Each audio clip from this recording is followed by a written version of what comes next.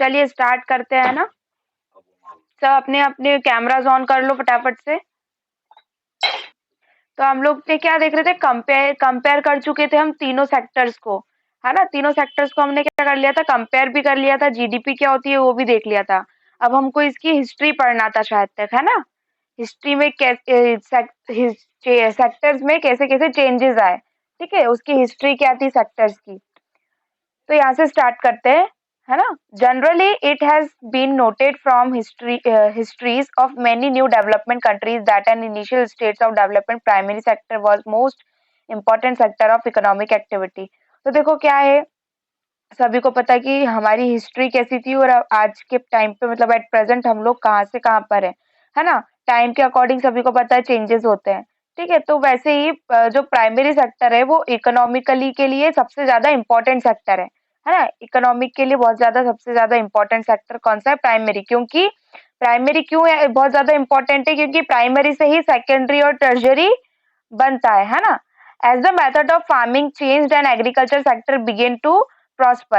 It produces much more food than before. Many people could now take up other activities. There were increasing number of craft persons and traders. Buying the selling activities increased many times. Beside there were also transporters, administrators, army, etc. However, at this stage, most of the goods produced were natural products from the primary sector, and the most people were also employed in this sector. देखो क्या हुआ, farming की जो method थी वो पुराने time से लेके अगर अभी हम देखें तो बहुत चेंज हो गई है ना। जैसे हम जो हमारा एग्रीकल्चर सेक्टर है वो बहुत डेवलप्ड हो गया है अब, है ना। जो क्रॉप्स जो फूड पहले कम अमाउंट में ग्रो होते थे, आज वही क्रॉप्स वही फूड जो है वो कितना ज्यादा लार्ज अमाउंट में ग्रो होता है। और वो ज्यादा लार्ज अमाउंट में ग्रो हो रहा है तो इसका मतलब क्या है, हमको ज्यादा buying traders craft person in सब की जरूरत पड़ेगी, है ना। ज्यादा से ज्यादा ट्रांसपोर्ट होगा, है ना। फिर जितनी सभी को ट्रांसपोर्ट होगा वो तो यही सब चीज बता रहे कि जो हमारा प्राइमरी सेक्टर है वो कितना चेंज हो गया है over a long time. And specially because new method of manufacturing were introduce, factories cam up and started expanding. तो क्या हुआ, जैसे कि अब एक लंबा समय जो है तय कर लिया है ना हम लोगों ने एग्रीकल्चर की फील्ड में। तो अब क्या होता है, यहाँ पर मैन्युफैक्चरिंग के लिए दूसरी दूसरी बहुत सारी फैक्ट्रीज जो है वो बाहर से आई हुई यहाँ पे स्टेब्लिश हो गई है। यहीं की जो फैक्ट्रीज है वो भी यहीं पर है। Factories come and started expanding. Those people who had earlier worked on farms and now began to work in factories in large number, they were forced to do as a read in history they were forced to do as so read in history chapters. People began use many more goods that were produced in factories, and cheap rates secondary sector gradually become the most important in the total production and employment. Hence, over time a shift had taken place. This means important to a sector shift. तो क्या हुआ देखो, जैसे पहले इतना production नहीं था, है ना, क्योंकि इतनी पॉपुलेशन भी नहीं थी। अगर हम सिंपल वर्ड्स में देखें तो इतना प्रोडक्शन पहले क्यों नहीं था, क्योंकि टेक्नोलॉजी भी नहीं थी, इतनी पॉपुलेशन भी नहीं थी, इतना मतलब इतनी नॉलेज भी नहीं थी उस चीज के बारे में, राइट।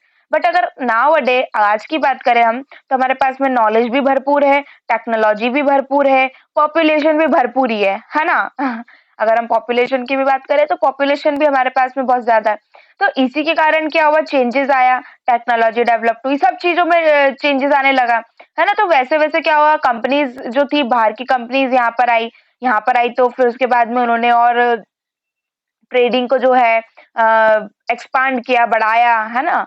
उसका एडवर्टाइज किया, यहाँ कर रहे हैं वहां कर रहे हैं। अगर हम कोई भी चीज अगर हमको लेनी होती तो पहले हम उसका एडवर्टाइजमेंट देख लेते हैं, टाइटल देख लेते हैं, है ना, टीवी वगैरह पे ये चलते हुए में, या तो हमारा मूड बनता है तो लेने का कब बनता है, जब हम एडवर्टाइज देख लेते हैं, है ना, कि नहीं यार ये तो चीज जो है वो अच्छी दिख रही है ना, इसमें इतना इतना वो है। अगर हम शैम्पू का देख लेते हैं, हर चीज का देखते हैं तो हमको लगता है कि नहीं यार ये गेहूं ये आटा अच्छा है, ये गेहूं अच्छा है, तो हम एडवर्टाइज देखते हैं तब हमको समझ में आता है ना। तो वैसे ही जो दूसरी कंट्रीज आई उन लोगों ने क्या किया, चीप रेट में सामान लेके उसको हाई रेट में बेचना चालू किया बाहर की कंट्रीज में, है ना। In the past 100 years, there was been a further shift from secondary to tertiary in development countries. The service sector has become the most important in the term of total production.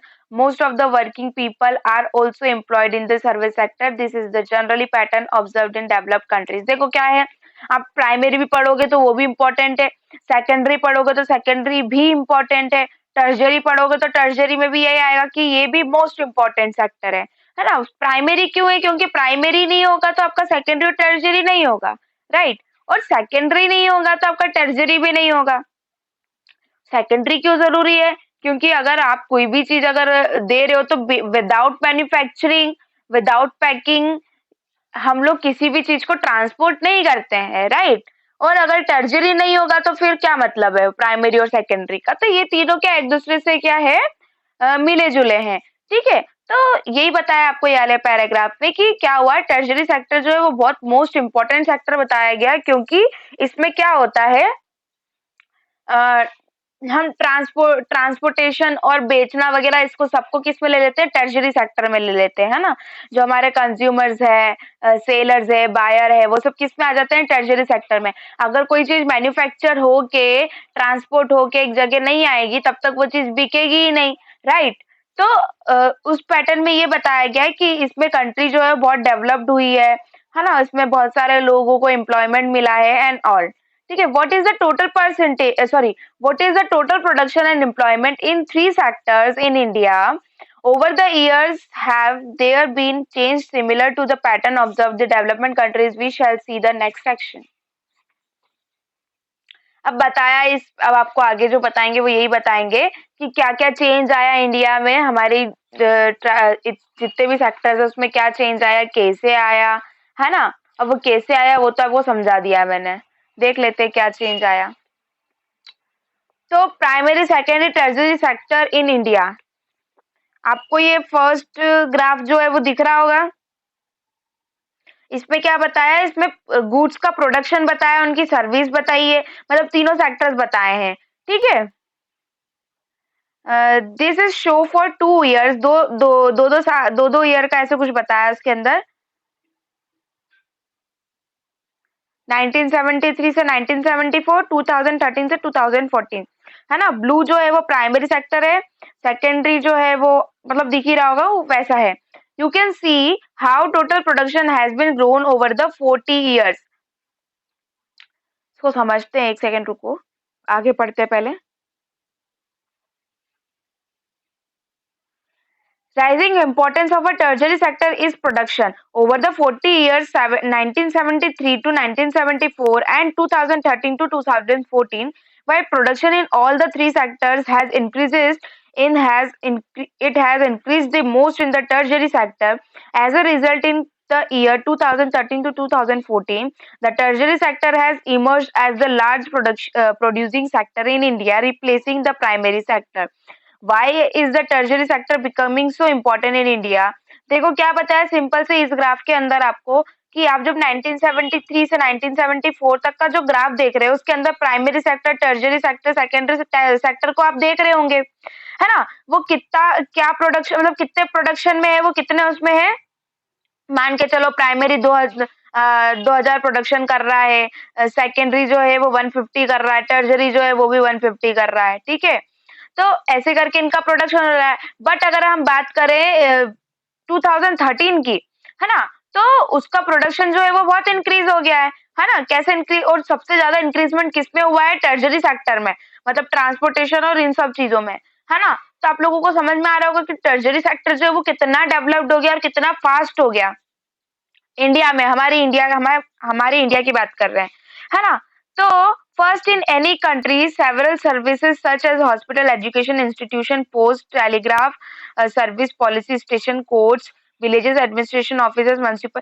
तो जो टर्जरी sector है हमारे country में, हम लोगों ने देखा कि शायद आप लोगों ने ही पहले पढ़ा था प्रीवियस चैप्टर में, नॉट श्योर, शायद 9th क्लास में पढ़ा था, ओके।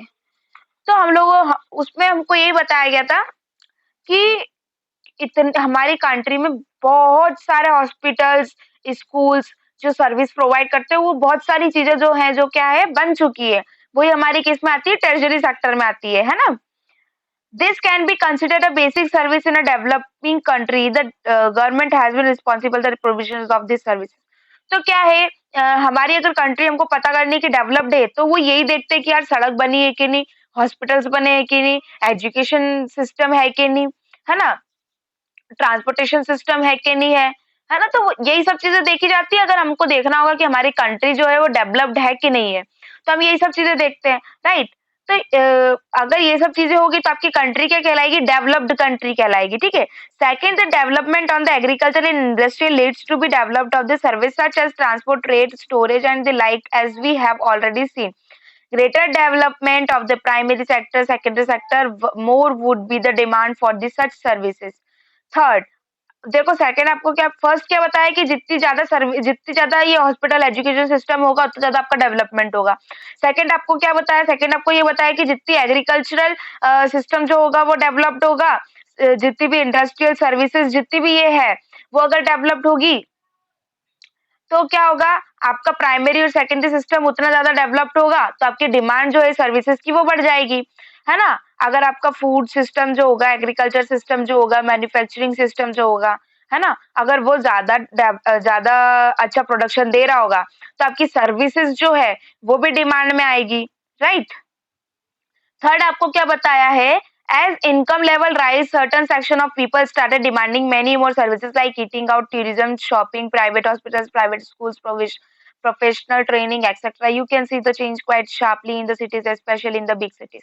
तो देखो क्या बताया आपको इसके अंदर, थर्ड चेंज में क्या बताया है कि अगर आपका जो इनकम का लेवल है ना, अगर वो बढ़ जाएगा, अगर देखो आपके घर में 10 लोग हैं, कमाने वाला एक व्यक्ति है, वो महीने के 5,000 रुपए कमा रहा है, तो क्या आप लोग अफोर्ड करोगे क्या कि हम लोग बाहर खाना खाते हैं, बाहर से खाना लाते हैं या बाहर घूमने जाते हैं या ये करेंगे? नहीं, आप लोग ये चीज नहीं करोगे. बट वहीं पे अगर आपके फैमिली की इनकम ज्यादा होगी तो आप लोग सोचोगे कि यार हम लोग बाहर घूमने जाते हैं, शॉपिंग करें, ऐसा करें, वैसा करें. तो it it all depends on your income level, ठीक है? तो जैसे इनकम लेवल रहेगी वैसा आपका डिमांड होगा हर चीज का, है ना? आप सोचोगे कि हम सरकारी स्कूल में नहीं पढ़ते हुए प्राइवेट स्कूल्स में पढ़ ले, गवर्नमेंट स्कूल में ना पढ़ते हुए हम लोग ज्यादा अच्छे से, अब अगर हमारा काम बस से हो रहा होगा या फिर ट्रेन से हो रहा होगा तो हम सोचेंगे हम फ्लाइट से भी जा सकते हैं, है ना? ये इनकम पे डिपेंड करता है. फोर्थ क्या बताया है, ओवर द पास्ट डिकेड और so certain new services such as those based on information and communication technology have become important and essential. The production of these services has been rising rapidly. In chapter 4, we shall see example in these services and the reason for the expansion. तो देखो क्या बताया, पुराने समय की बात करें और अगर हम आज की बात करें तो पास्ट को अगर हम देखेंगे तो इतनी सर्विसेज जो थी वो डिमांड में नहीं थी, क्योंकि लोगों को पता ही नहीं था, है ना, कि ये सर्विसेज भी हो सकती है, राइट? और वो टेक्नोलॉजीज, वो चीजें हमारे लिए क्यों इम्पोर्टेंट है, इतना इतना नॉलेज नहीं था लोगों को. बट आज आज हमको पता चल गया कि वो इसेंशियल क्यों है, इतना इम्पोर्टेंट क्यों है ना? आज वो हमारे लिए वो चीजें जो पहले इतनी इम्पोर्टेंट नहीं थी वो आज हमारे लिए बहुत ज्यादा इम्पोर्टेंट हो चुकी है. तो लोगों को पता चला है, डिमांड बढ़ी, तो आपका जो जीडीपी है, जो इनकम है, जो डेवलपमेंट है, वो सब अपना एक लाइन पे आ गया, ठीक है? However you must remember that not all the services sector is growing equally well. देखो जैसा सभी को पता है कि हर चीज जो है वो अपने अपने लेवल पे होती है, क्योंकि हमको सारी चीजों का ध्यान देके चलना पड़ता है, राइट? तो अगर अब आप देखो कि आपके घर में 4 मेंबर्स है ना? कोई फार्मिंग की फील्ड में है, कोई मैन्युफैक्चरिंग की फील्ड में है, कोई टर्जरी सेक्टर से बिलोंग करता है, कोई हो सकता है इन सबको गाइड करता हो, है ना? तो हर सेक्टर, ऐसा नहीं कि हर सेक्टर एकदम साथ में ही चल रहा होगा, नहीं ऐसा नहीं होता है. सब सेक्टर्स जो है, किसी को एम्प्लॉयमेंट की कमी हो गई या फिर किसी को किसी सेक्टर में टेक्नोलॉजी की कमी हो गई, किसी सेक्टर में जो डिमांड था वो सप्लाई नहीं हो पाया. तो इन सब चीजों को ध्यान रखते हुए क्या होता है, मैनेजमेंट जो है वो पीछे हो जाता है ना? Service sector in India employs many different kinds of people. At one hand, there are limited numbers of services that employ highly skilled and educated worker. At the other hand, there are very large number of worker engaged in services such as small shopkeeper, repair, person, transportation. तो देखो यही बताया इस paragraph में आपको कि कुछ-कुछ services में क्या बताया जाता है कि उसमें बहुत हाईली एजुकेटेड पर्सन्स चाहिए, है ना? हम एजुकेशन क्यों कर रहे हैं? क्योंकि हम सोच रहे हैं कि हम कोई अच्छी लेवल पे, कहने का मतलब एक हाई पोस्ट पे जाना चाहते हैं। और कुछ जो हैं, जो नहीं पढ़ाई कर रहे होंगे, वो सोच रहे होंगे कि नहीं यार, हम छोटी शॉप खोल के वी विल मैनेज, है ना? हम उसके अंदर हम समझ लेंगे हमको जो करना है। बट कुछ लोग सोच रहे हैं कि नहीं, हम अच्छी एजुकेशन करके अच्छी पोस्ट पे जाके अच्छी सर्विस जो है अच्छे सेक्टर में गेन करें। तो दोनों अपनी जगह सही है, पर सर्विस क्या माँग रही है, जो सेक्टर क्या है वो क्या माँग रहा है, हाईली एजुकेटेड पर्सन माँग रहा है, बट हमारे पास में क्या है, लेस एजुकेटेड पर्सन्स है। तो हम लोग क्या करेंगे, यहाँ पर कमी हो गई हमारे पास में, यहाँ पर हम पीछे हो गए, है ना? तो इसके अंदर यही बता रहा है कि हर सेक्टर जो है वो पूरी-पूरी तरीके से कोई ऐसा नहीं है कि डेवलप्ड हो जाता है एकदम से और या फिर साथ में चलता है ना? Where are most of the people employed. अब आपको यही बता दिया कि कहाँ पर ज्यादातर लोग जो है वो एम्प्लॉयड है। अगर आपसे पूछूंगी तो आप बताओगे कि कहाँ पर सबसे ज्यादा लोग जो है, पर्सन्स जो है, पीपल्स जो है वो एंगेज्ड है। चलो मैं 3 चीजें सामने रखती हूँ, बिजनेस में, टीचिंग में या फिर कुकिंग में। Okay, anyone else? Very good. Business में ही आप लोग पूछोगे बिजनेस में कैसे? देखो, छोटे-मोटे शॉपकीपर्स आपको हर कहीं मिल जाते हैं, है ना? सड़क पे कोई अपना ठेला लगा के बैठा हुआ है, किसी ने छोटी सी दुकान खोल ली है, किसी की बहुत बड़ा सा शोरूम है, तो एक तरह से बिजनेस ही कर रहे हैं खुद का, है ना? बिजनेसमैन ही है वो लोग। तो अधिकतर लोग जो हैं वो बिजनेस में घुसे हुए हैं अगर देखा जाए तो। हर मतलब हर फील्ड में देखो आप लोग, इधर उनका बिजनेस चल रहा है, इधर उनका बिजनेस चल रहा है। तो बिजनेस फील्ड में क्या है, ज्यादा लोग जो है एंगेज्ड है। अब यहाँ पर पढ़ते हैं, graph to present percentage share to the three sectors in GDP. Now you can directly see the changing importance of the sectors over the 40 years. A remarkable fact about India is that while there has been a change in the share of the three sectors in GDP, a similar shift has not taken place in employment. देखो क्या बता रहे हैं इसके अंदर, जो आप लोग ये ग्राफ देख रहे हो, ये जीडीपी का ग्राफ है ना? हमारे इंडिया में 40 इयर्स में कितना क्या चेंज आया जीडीपी में, वो देखने को मिल रहा है ना? Graph 3 shows the share of employment in the three sectors 1972 से 1973 and 2011 to 2012. The primary sector continues to be the larger employer even now. तो देखो इसके जो ग्राफ 3 उस ग्राफ 2 में आपको वो बताया है कि इसका जीडीपी कितना क्या रहा, इसके अंदर आपको एम्प्लॉयमेंट बताया है कि एम्प्लॉयमेंट कितने लोगों को कितना कितना मिला। तो आप 1972 से अगर देख रहे हो तो जो आपका प्राइमरी सेक्टर है उसमें सबसे ज्यादा एम्प्लॉयमेंट हुआ है ना? उसमें सबसे ज्यादा लोग जो है वो एंगेज्ड थे। Why didn't similarly shift out the primary sector happen in the case of employment? It is because not enough jobs were created in the secondary and tertiary sector. Even the industrial output or production of goods went up by the more of the 9 times during the periods employment in the industry went up the around times. देखो क्या है इसके अंदर, simple सा इतना ही बताया आप लोगों को कि उस जगह पे मतलब प्राइमरी सेक्टर में लोगों ने इतना एंगेज क्यों हो गए, क्योंकि सेकेंडरी और टर्जरी सेक्टर में उतनी फील्ड्स जो थी वो अवेलेबल नहीं थी।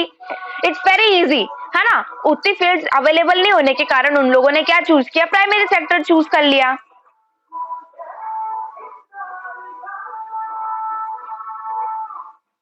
As a result, more than half of the workers of the country are working in the primary sector. ठीक है, तो अब लोग क्या सोचते हैं कि अब मैं पढ़ा लिखा भी हूँ, सब हूँ, चलो आपने देखा ही होगा,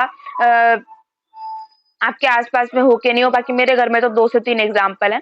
मतलब उन लोगों ने इंजीनियरिंग कंप्लीट कर ली है, बट एक वो छोटी सी जॉब कर रहे हैं नॉर्मल सी। क्यों? क्योंकि हमारे यहाँ पर इतने अच्छी तरीके, जो उन्होंने जिस लेवल का इंजीनियरिंग किया उस लेवल से उनको जॉब ही नहीं मिल रही है यहाँ पर, है ना? वो अब अगर आप सोचो, आपने बहुत अच्छा एजुकेशन किया रखा है, मतलब बहुत आपका हाईली एजुकेटेड पर्सन हो आप, और आपको छोटी सी जॉब मिल रही होगी और उसके अंदर भी आपको पैसे जो है, इनकम जो है, सॉरी, आपकी जो है वो कम मिल रही होगी, तो आप क्या सोचोगे कि मैं उस चीज को कंटिन्यू करूं? ऑब्वियसली नॉट, है ना। आप लोग ये सोचोगे कि नहीं यार फिर मैं कुछ अच्छा देखता हूँ ना, दूसरा देखता हूँ। तो अगर टर्जरी और सेकेंडरी सेक्टर में आपको वो अपॉर्चुनिटी नहीं मिल रही है, तो आप लोग क्या करोगे, हम लोग प्राइमरी सेक्टर में क्या कर लेंगे, मूव कर लेंगे, है ना। तो वही होता है। तो अधिकतर वर्कर्स जो है वो क्या करते हैं, एग्रीकल्चर फील्ड में चले जाते हैं।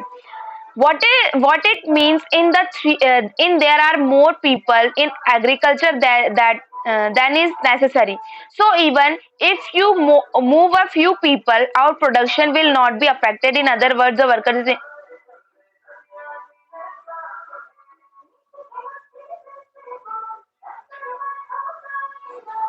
तो देखो क्या ये अंडर एम्प्लॉयड का मतलब क्या बताया आपको, सिंपल से बता दो, जितना भी एम्प्लॉयमेंट है वो एग्रीकल्चर की फील्ड में ज्यादा है ना।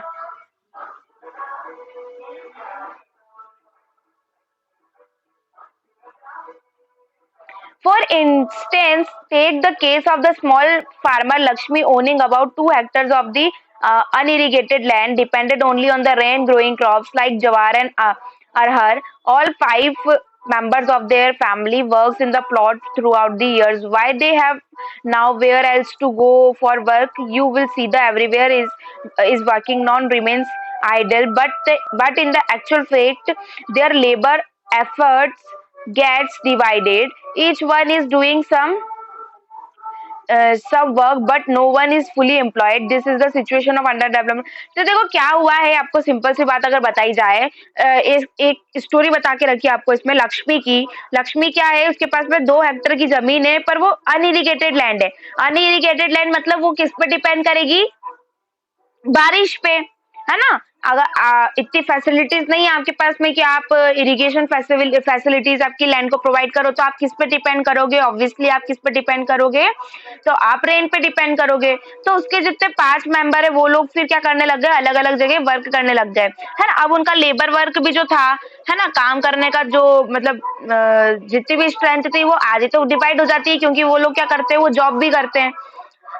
This kind of underemployed is hidden in the contrast to someone who does not have job and clearly visible as unemployed. Hence, it is also called distinguished unemployment. तो देखो क्या है, उनके पास जॉब भी नहीं है, पर उनकी जो जमीन है वो भी वर्क नहीं कर रही है सही तरीके से, उसको क्या बोला है, distinguish unemployment. Now supposing a landlord Sukram comes and here for एक और आपको वो बताई गई है, एक लैंडलॉर्ड है सुखराम, वो आता है उसके 2 मेंबर्स के साथ में। उसके मतलब उसके घर के अंदर 1 से 2 जो लोग हैं वो जमीन में काम करते हैं, ठीक है, जमीन का काम करते हैं। Lakshmi family is not able to earn some extra income throughout the wages. तो जो लक्ष्मी की फैमिली है वो ज्यादा दूसरे अलग तरीके से कमाई नहीं कर सकती है, since you do not need 5 people to look after the same plot, small plot. मतलब ये ऐसा भी नहीं है ना कि एक छोटे से प्लॉट के लिए 5-5 लोग एक ही घर के 5-5 लोग एक ही जगह पर रुके रहें। 2 people moving out does not affect production on their farm. 2 लोग अगर हट भी जाएं तो उसके एग्रीकल्चर को, उसकी फार्मिंग को अफेक्ट नहीं होगा। In the above example, 2 people may move to work in a factory. Once again, the earning of the family would increase and they would continue to produce much from their land. अगर 2 लोग factory में work करने चले जाएंगे तो उनके पास क्या हो जाएगी, अर्निंग चालू हो जाएगी, है ना। There are lakhs of the farming like Lakshmi in India. This means the even if we remove a lot of people from agriculture sector and provide them with proper work elsewhere, agriculture production will not suffer. The income of the people who take up the other work and increase the total family income. This employment can also happen in other sectors. For example, there are thousands of casual workers in the service sectors in the urban areas. They were employed, and painters, plumbers, repair processors are doing similar. We see other people at the service sector on the street pushing a cart or selling. They may spend whole days and even very little they were going to.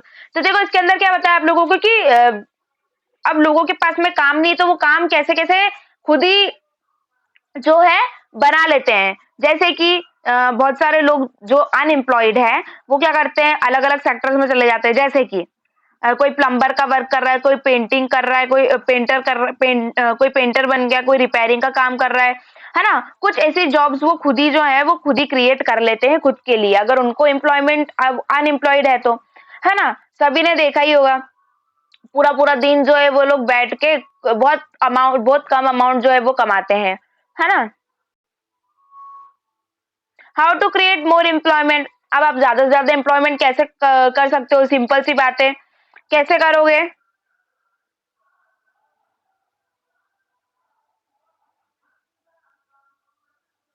ठीक है, इतना काफ़ी है, तुम लोग bore हो गए हो।